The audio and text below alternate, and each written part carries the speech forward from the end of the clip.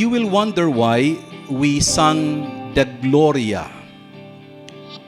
Usually, the celebration of Mary Magdalene is a memorial. But now it's a feast. Because in 2016, Pope Francis raised the level of liturgical memory on July 22 from memorial celebration to a feast celebration. And that's the reason why we sang the Gloria, celebrating the feast of Mary Magdalene. In the scriptures, Mary Magdalene is said to be one of the disciples of Jesus, the follower of Jesus. She is the Mary of Magdala. And according to the gospel, Jesus cleansed her of 7 demons. The Gospel of St. Luke, chapter 8, verses 2 to 3, portrays Mary traveling with Jesus, one of the followers, and one of the witnesses of the crucifixion and the burial of Jesus. And in the Gospel today, we have heard that he was one of the first person to see Jesus after the resurrection. She was given the privilege to announce to everybody, the Lord is alive. However, there is an accurate portrayal of Mary Magdalene as a prostitute. It is said that it began in an Easter sermon delivered in the year 591. This resulted to a widespread but inaccurate belief that she was the repentant prostitute or promiscuous woman. That even today, we always say, Magdalena yan. And you will remember the composition or the song sung by Fred Aguilar, Magdalena.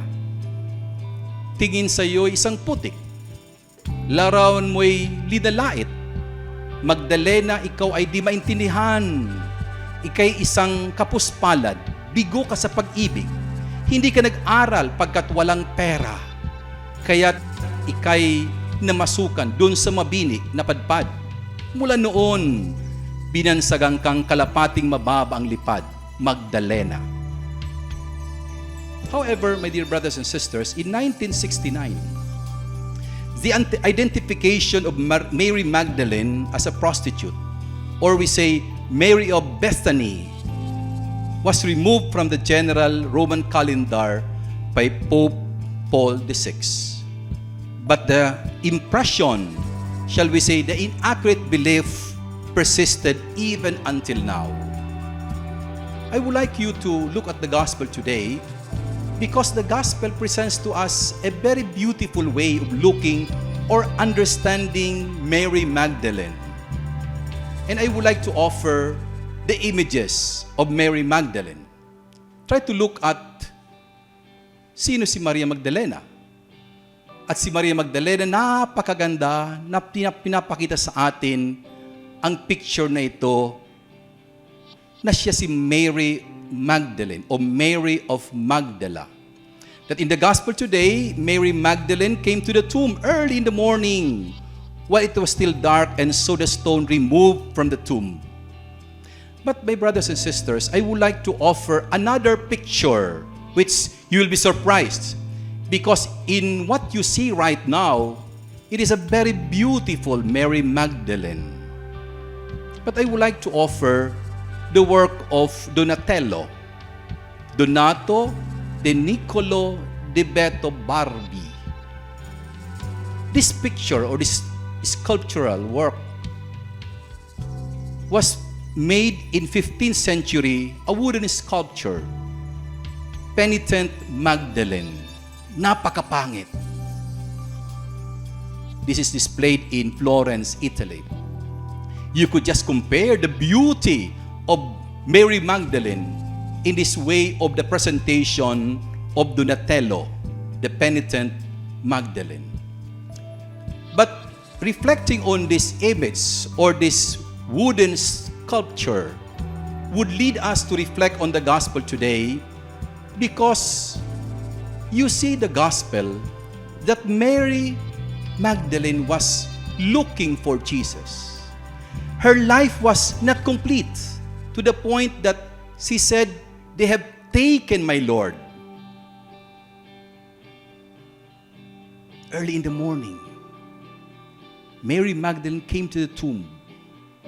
Ibig sabihin, puyat na puyat pa. Magulo pang isip. Nawawala si Jesus sa buhay niya. Life is incomplete without Jesus. And she wept. According to the gospel, she wept. And it is said here, "Why are you weeping?" "Because they have taken my Lord." And Mary asked the stranger, "Tell me, where is he? Where is Jesus?" And you know the story. Jesus revealed himself. Jesus said to her, "Mary."